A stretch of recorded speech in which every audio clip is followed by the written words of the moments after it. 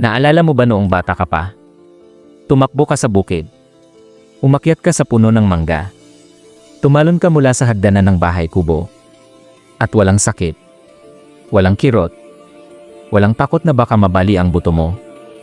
Ang katawan mo noon ay parang gawa sa bakal. Hindi mo iniisip ang mga kasukasuan. Hindi mo iniisip ang balakang. Hindi mo iniisip ang tuhod. Pero ngayon, iba na. Ngayon, sa edad na 60 taon pataas, ramdam mo na ang bawat hakbang. Ramdam mo na ang bawat pag-upo. Ramdam mo na ang bawat pag-akyat ng hagdan. At minsan, habang nakaupo ka sa tabi ng bintana, iniisip mo kung bakit ganito ka nakahina. Bakit parang unti-unti nang nawawala ang lakas na dati ay kaya mong ipagmalaki? Ikaw na dati ay hindi napapagod. Ikaw na dati ay kaya pang buhatin ang mga anak mo. Ikaw na dati ay hindi umaasa sa tungkod o sa braso ng iba. Nasaan na ang katawan na yon? Nasaan na ang lakas na yon? At narito ang masakit na katotohanan. Hindi lang panahon ang may kasalanan. Hindi lang edad ang dahilan. Hindi lang natural na pagtanda ang pumapatay sa buto mo. Minsan, ang mga simpleng bagay na ginagawa natin araw-araw ay siyang unti-unting sumisira sa atin. At isa sa mga bagay na yon ay ang mga inumin. Tama ang narinig mo. Ang mga inumin na akala mo ay harmless. Ang mga inumin na akala mo ay walang epekto. Ang mga inumin na maaaring bahagi na ng routine mo sa umaga, tanghali at gabi. Ito ang mga tahimik na kaaway ng iyong mga buto. At kung hindi ka mag-iingat, baka isang araw ay magising ka na lang na hindi mo na kayang tumayo ng mag-isa. Alam ko, mabigat pakinggan ito. Nakakatakot isipin. Pero huwag kang mag-alala. Hindi kita takutin ng walang solusyon. Hindi kita iiwan na walang pag-asa. Sa video na ito, ituturo ko sa iyo ang 7 uri ng inumin na dapat mong iwasan o bawasan kung gusto mong protektahan ang iyong mga buto. 7 inumin na maaaring bahagi na ng buhay mo ngayon. 7 inumin na pwede mong palitan ng mas magandang alternatibo.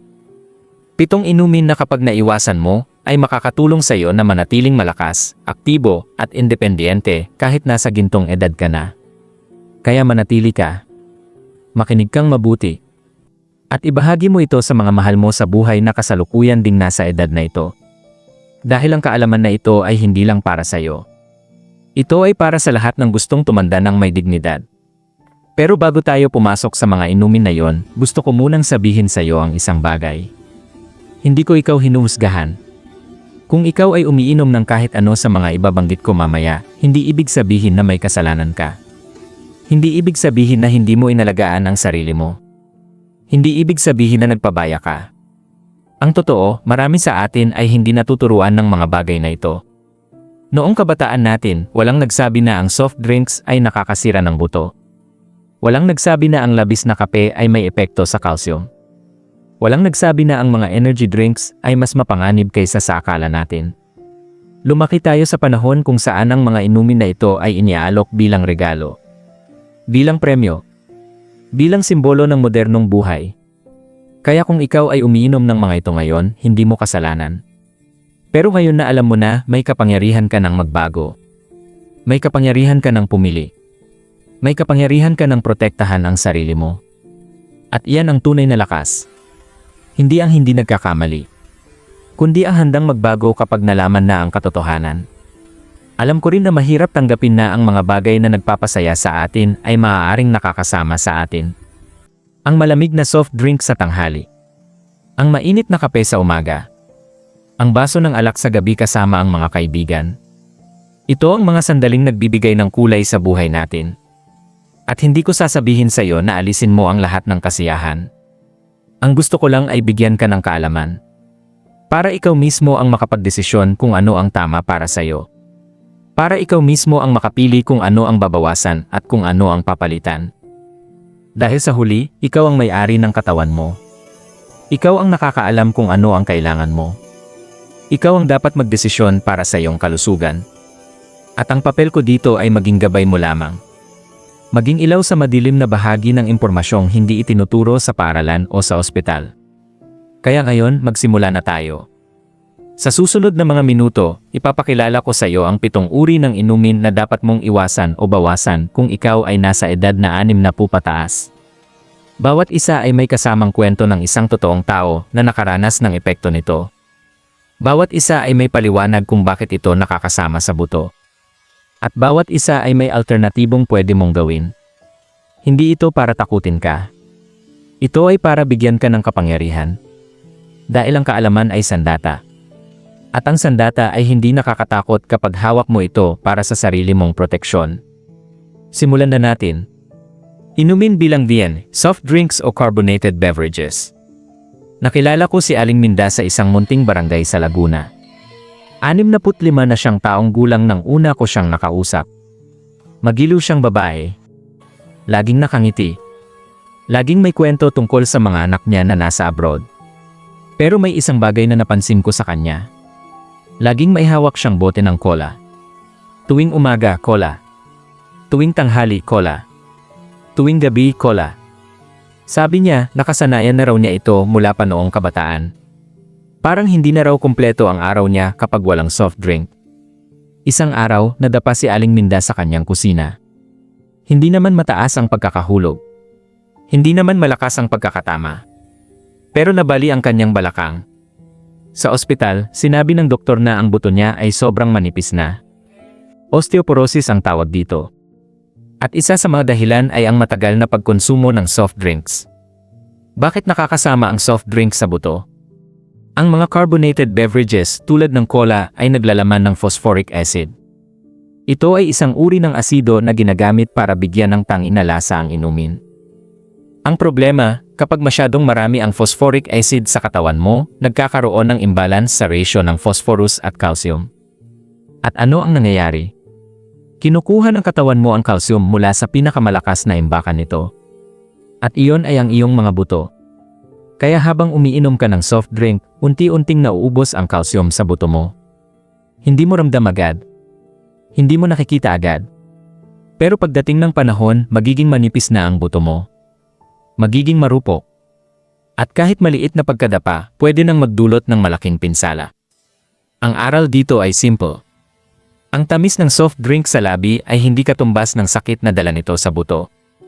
Kung sanay ka ng uminom ng cola o kahit anong soft drink, hindi ko sasabihing itigil mo agad. Mahirap yan. At alam ko yan. Pero simulan mong bawasan. Kung 3 bot ka sa isang araw, gawing 2. Kung 2, gawing 1. Kung 1, gawing 1 beses na lang sa isang linggo. At palitan mo ng tubig. O ng natural na juice. O ng tsaan na walang asukal.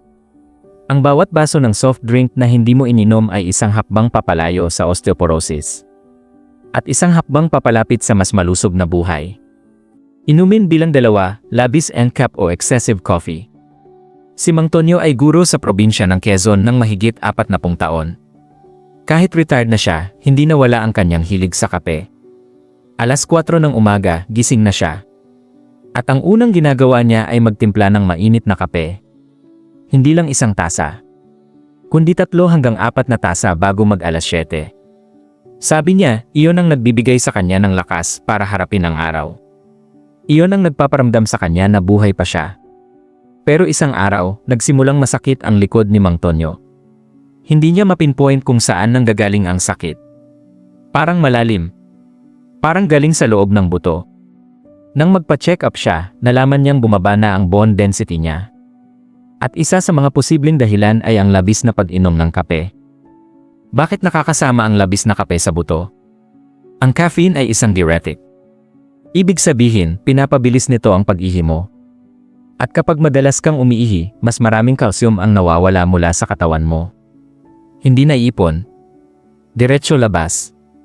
Ang mga pag-aaral ay nagpapakita na ang sobrang dami ng caffeine, lalo na sa mga taong hindi kumakain ng sapat na calcium-rich foods, ay nagpapabilis ng pagkaubos ng calcium sa buto.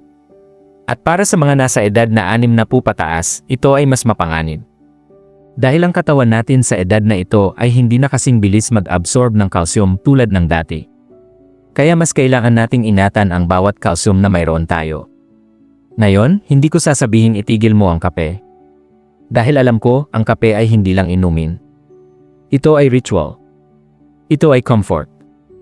Ito ay koneksyon sa nakaraan. Ang lasa ng kape ay nagpapaalala sa atin ng mga umagang kasama ang mga magulang.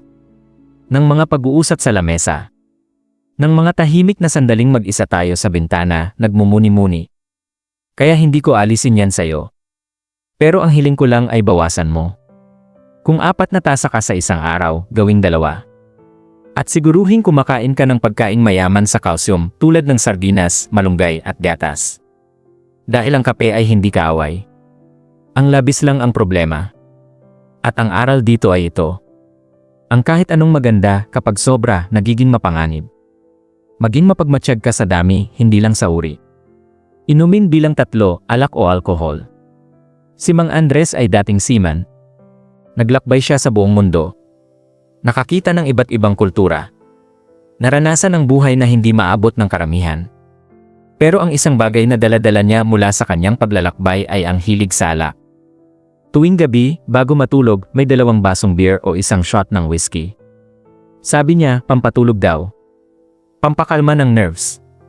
Pampawala ng stress.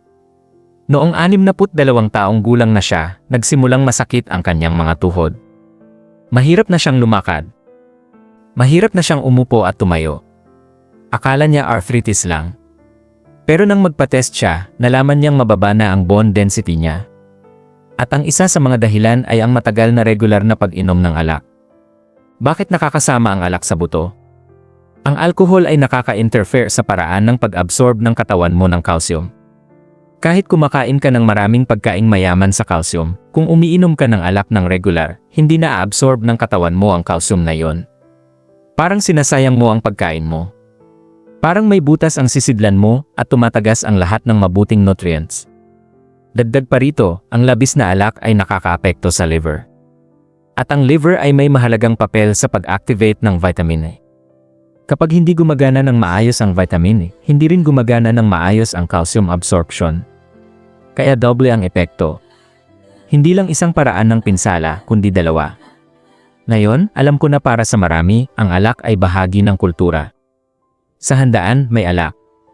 Sa reunion, may alak. Sa pakikipagkwentuhan sa mga kaibigan, may alak.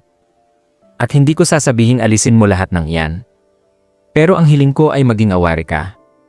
Kung umiinom ka araw-araw, bawasan mo. Gawing 1 beses o 2 beses lang sa isang linggo. At kapag umiinom ka, huwag lampas sa 2 serving. Dahil ang kaunting alak ay pwedeng maging parte ng masayang buhay. Pero ang sobrang alak ay nag-aalis ng taon sa buhay mo.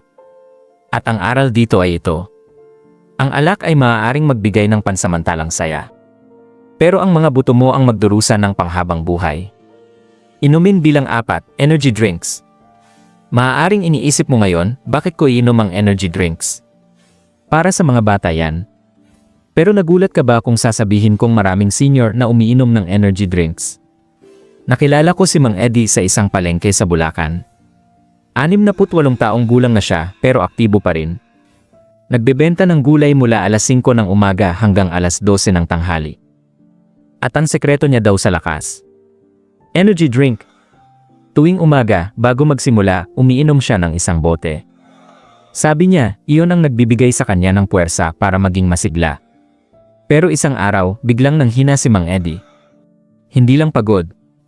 Parang nawawalan siya ng balanse. Nang magpa-check up siya, nalaman niyang mababa na ang bone density niya. At ang doktor ay nagtanong kung umiinom siya ng energy drinks. Bakit nakakasama ang energy drinks sa buto? Ang mga energy drinks ay naglalaman ng napakaraming caffeine. Mas mataas pa kaysa sa kape. At tulad ng nabanggit natin kanina, ang caffeine ay nagpapabilis ng pagkawala ng calcium sa katawan. Pero hindi lang iyon. Ang energy drinks ay naglalaman din ng sobrang daming asukal. At ang labis na asukal ay nagdudulot ng inflammation sa katawan. Ang inflammation ay nakakaapekto sa bone health. Dagdag pa rito, ang ibang energy drinks ay may phosphoric acid din, tulad ng soft drinks. Kaya triple ang epekto. Caffeine, asukal, phosphoric acid. Parang 3 kaaway na sabay-sabay na umaatake sa iyong mga buto. Ang aral dito ay simple. Ang lakas na ibinibigay ng energy drinks ay hiniram na lakas. At ang bayad ay ang kalusugan ng iyong mga buto. Kung kailangan mo ng energy, hanapin mo ito sa natural na paraan. Sapat na tulog, wastong pagkain, regular na ehersisyo, Hindi sa bote ng energy drink na puno ng kemikal. Si Aling Rosing ay isang mapagmahal na lola. May 6 na apo siya na palaging bumibisita. At tuwing may bisita ang mga apo, may nakahandang juice sa lamesa. Hindi natural juice, kundi yung mga powdered juice o yung nasa Tetra Pak. At dahil mahal niya ang mga apo, umiinom din siya para makisalo. Araw-araw, may isang baso o 2 ng matamis na juice. Isang araw, nagsimulang masakit ang kanyang mga kamay. Mahirap na siyang kumilos. At nalaman niyang may problema na sa kanyang mga buto. Bakit nakakasama ang matamis na juice sa buto? Ang artificial juices at flavored drinks ay halos walang nutritional value. Ang mayroon lang ito ay asukal. Maraming asukal. At ang labis na asukal ay nagdudulot ng maraming problema. Una, nakaka-interfere ang asukal sa calcium absorption. Pangalawa, nagdudulot ang asukal ng inflammation. Pangatlo, pinipilit ng asukal ang katawan na mag-release ng insulin ng mabilis. At ang insulin spikes ay nakakaapekto sa bone metabolism. Kaya kahit mukhang healthy ang juice dahil may larawan ng prutas sa harap, huwag kang magpapaniwala. Kung gusto mo ng juice, gumawa ka ng sarili mo. Fresh fruits. Walang dagdag na asukal. Natural na tamis. O mas maganda, kainin mo na lang ang prutas mismo. Dahil may fiber pa yon na tumutulong sa digestion.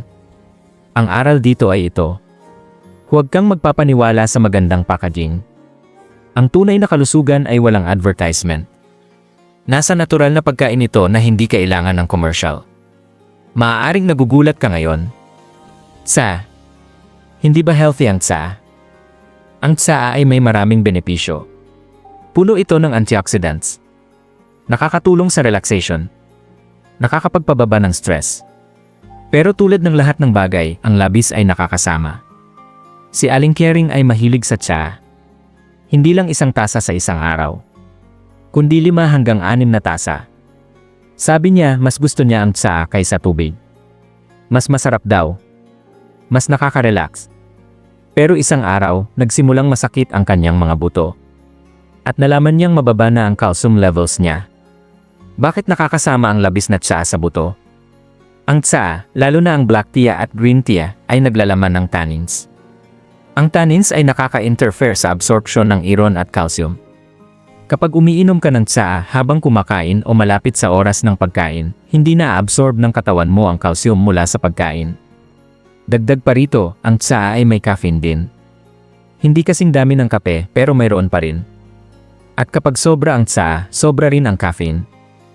Ang solusyon dito ay hindi ang pag-iwan ng tsa, kundi ang tamang timing at dami. Uminom ka ng tsa pero hindi malapit sa oras ng pagkain. Maghintay ka ng 1 oras pagkatapos kumain bago uminom ng tsa. At limitahan mo sa 2 o 3 tasa lang sa isang araw. Dahil ang aral dito ay ito. Kahit ang mabuti kapag sobra, nagiging masama. Ang balance ay susi sa lahat ng bagay. Ito ang pinaka-nakakalito sa lahat. Dahil ang gatas ay kilala bilang pinakamahusay na source ng calcium. Kaya marami ang nag-iisip na kahit anong gatas ay okay. Kahit yung mga flavored milk. Kahit yung mga chocolate milk drinks. Kahit yung mga sweetened milk beverages. Pero hindi lahat ng gatas ay pareho. Si Mang Rolly ay umiinom ng flavored milk araw-araw. Chocolate flavor lagi. Sabi niya, para raw siyang bata ulit. At akala niya ay nakakatulong ito sa buto niya dahil gatas naman daw. Pero isang araw, nalaman niyang may problema sa buto niya. At nagtataka siya kung bakit, gayong umiinom naman siya ng gatas. Bakit nakakasama ang processed milk drinks sa buto? Ang problema ay hindi ang gatas mismo. Ang problema ay ang mga idinagdag dito. Ang mga flavored milk ay puno ng asukal. Puno ng artificial flavors. Puno ng preservatives. At ang mga ito ay nagninegate sa benepisyo ng calcium. Parang 1 hakbang pasulong, 2 hakbang paatras. Kumuha ka ng calcium pero kinuha rin ng asukal ang halaga nito. Ang solusyon dito ay simple. Kung gusto mo ng gatas, uminom ka ng plain milk. Walang flavor. Walang dagdag na asukal. O mas maganda, kumain ka ng mga pagkaing natural na mayaman sa calcium. Sardinas na may buto. Malunggay. Kangkong, dilis, tokwa, Ang mga pagkain ito ay mas natural at mas mabuti para sa katawan mo. At ang aral dito ay ito. Huwag mong iasa ang kalusugan mo sa mga produktong may magandang pangako sa label. Ang tunay na nutrisyon ay nasa simpleng pagkain na walang advertisement. Ngayon, pagkatapos ng lahat ng ito, maaaring nararamdaman mo ang kaunting takot, o kaunting pag-aalala, o kaunting lungkot. At okay lang iyon. Normal lang na makaramdam ng ganyan kapag nalaman mo ang mga bagay na maaaring nakakapinsala sa iyo. Pero gusto kong sabihin sa iyo ang isang bagay. Hindi pa huli ang lahat. Kahit anong edad mo ngayon, may magagawa ka pa. Kahit ilang taon ka nang umiinom ng mga inumin na ito, may pagbabago pa ring posible. Dahil ang katawan ng tao ay kamangha-mangha. May kakayahan itong magpagaling. May kakayahan itong mag-adjust. May kakayahan itong bumangon. Kailangan lang ng tamang pagkain, tamang inumin, tamang ehersisyo, at tamang pag-iisip. Ikaw na nakikinig ngayon, gusto kong malaman mo ang isang bagay. Hindi ka mahina dahil tumanda ka. Hindi ka mahina dahil masakit ang buto mo. Hindi ka mahina dahil kailangan mo ng tulong. Ang tunay na lakas ay nasa katahimikan ng pagpili. Nasa desisyon na baguhin ang mga bagay na kaya mong baguhin. Nasa pagpayag na matuto kahit nasa gintong edad ka na. At ang pinakamatapang na bagay na magagawa mo ngayon ay ito. Aminin mo na may mga bagay na kailangang baguhin. At simulan mo ang pagbabago kahit maliit. Kahit isang hakbang lang. Kahit isang baso lang ng tubig kapalit ng soft drink. Iyan ang simula. Iyan ang lakas. Iyan ang tunay na ginto sa edad. Isa pang bagay. Ipakita mo sa mundong ito na ang pagtanda ay hindi katapusan, kundi simula ng bagong kabanata. Ipakita mong karapat-dapat kang igalang. Hindi dahil sa edad mo lang, kundi dahil sa paraan ng pag-aalaga mo sa sarili mo. Sa paraan ng pagpili mo ng mga bagay na pumapatak sa bibig mo. Sa paraan ng paglaban mo sa mga bagay na nakakasama sa iyo. Dahil ang buto mo ay hindi lang pisikal. Ito ay simbolo ng pundasyon ng iyong buhay. At ang malakas na buto ay malakas na buhay. Malakas na paninindigan. Malakas na presensya. Huwag mong hayaang unti-unting mawala ang lakas na yon dahil sa mga inumin na hindi mo naman kailangan. Bago tayo magtapos, gusto kong isummarize ang lahat ng natutunan natin ngayon. Una, ang soft drinks na may phosphoric acid ay nagpapabilis ng pagkawala ng calcium sa buto. Bawasan mo o iwasan na ito. Pangalawa, ang labis na kape ay nagpapataas ng pagkawala ng calcium sa pag-ihi. Limitahan mo sa 2 tasa sa isang araw. Pangatlo, ang regular na pag-inom ng alak ay nakaka-interfere sa calcium absorption at vitamin activation. Bawasan mo at huwag uminom araw-araw. Pang-apat, ang energy drinks ay may napakataas na caffeine, asukal, at phosphoric acid. Iwasan mo ito at humanap ng natural na paraan ng pagkuha ng energy. Panglima, ang matamis na juice at flavored drinks ay puno ng asukal na nakakaapekto sa bone metabolism. Palitan mo ito ng fresh fruits o natural na juice. Pang-anim, ang labis na tsaa ay may tannins na nakaka-interfere sa calcium absorption. Limitahan mo at huwag inumin malapit sa oras ng pagkain. Pampito, ang processed milk drinks na may asukal ay nagninegate sa benepisyo ng calcium. Uminom ng plain milk o kumain ng natural na calcium-rich foods. At ang pinakamahalaga sa lahat, uminom ng maraming tubig. Ang tubig ay walang kapalit. Walang side effects. Walang hidden dangers. Ang tubig ay buhay. At ang buhay ay dapat inumin ng puro. Ngayon, hindi ko naman kayo iiwan na walang alternatibo. Narito ang mga inumin na pwede mong palitan sa mga nakakasama. Una, tubig. Simple. Puro. Walang side effects. Uminom ka ng 8 hanggang 10 baso sa isang araw. Pangalawa, plain milk o low-fat milk. Mayaman sa calcium at vitamin E. Uminom ka ng 1 baso sa umaga o bago matulog. Pangatlo, fortified plant-based milk tulad ng soy milk o almond milk. Para sa mga lactose intolerant o hindi gusto ng regular milk. Pang-apat, natural na buko juice. Mayaman sa electrolytes at walang artificial ingredients. Panglima, sabaw ng malunggay. Ang malunggay ay isa sa pinakamayaman na source ng calcium sa Pilipinas. Gawing sopas o sabaw at inumin ang tubig. Pang-anim, warm lemon water. Nakakatulong sa digestion at may vitamin E na nagpapabuti sa calcium absorption. At pampito, bone broth o sabaw ng buto. Mayaman sa collagen at minerals na nakakatulong sa bone health. Ang mga inumin na ito ay hindi lang ligtas, kundi aktibong nakakatulong sa pagpapalakas ng iyong mga buto. At ngayon, malapit na tayong matapos. Pero bago ako magpaalam, gusto kong magtanong sa iyo. Alin sa mga inumin na nabanggit natin ngayon ang pinakamahirap mong iwanan? Ano ang inumin na bahagi na ng routine mo na kailangan mong baguhin?